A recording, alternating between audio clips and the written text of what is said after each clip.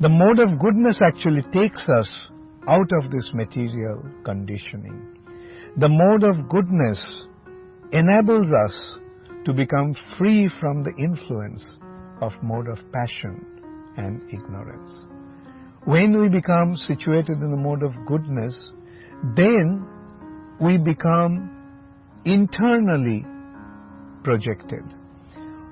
The way to become situated in the mode of goodness is to withdraw ourselves from the external influence and internalize ourselves.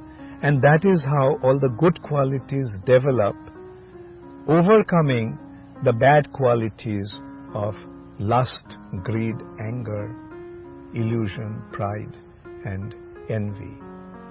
The mode of goodness actually takes us closer to ourself, our actual personality, our actual identity.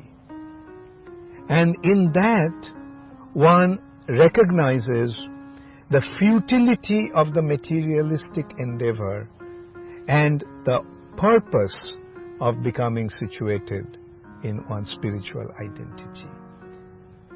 And when one pursues this process, being situated in the mode of goodness, under the guidance of a qualified teacher, they actually transcend this material nature completely and become situated in their spiritual identity, in the spiritual nature, even though they may be existing in this material nature.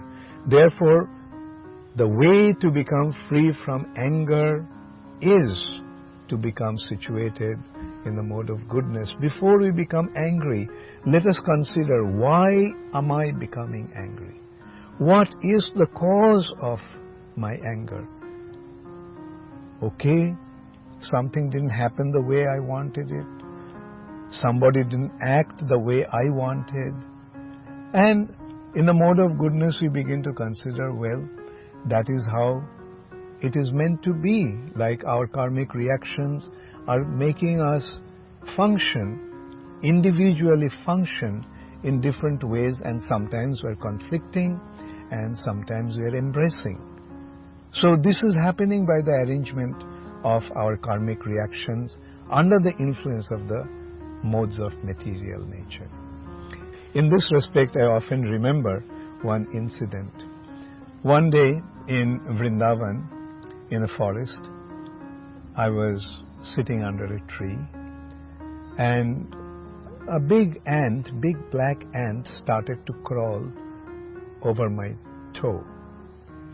And with my finger, I flicked it out of my toe.